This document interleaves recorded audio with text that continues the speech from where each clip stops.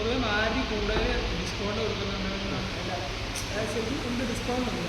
നമ്മൾ ഡിസ്കൗണ്ടിനേക്കാളും ഉപരി നമുക്ക് വേണ്ട മെയിനായിട്ട് ഒരു സംഭവമാണ്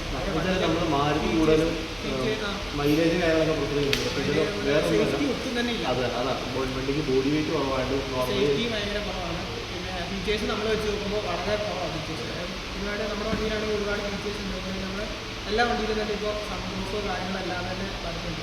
അഡ്വാൻസ്ഡ് ആയിട്ടുള്ള എല്ലാ സേഫ്റ്റി ഫീച്ചേഴ്സും നമ്മുടെ വണ്ടിക്കുണ്ട്. അതുകൊണ്ട് തന്നെ നമ്മുടെ വണ്ടിക്ക് പൊതുവെ ഒരു ശകലം റേറ്റ് കൂടുതലാണ്.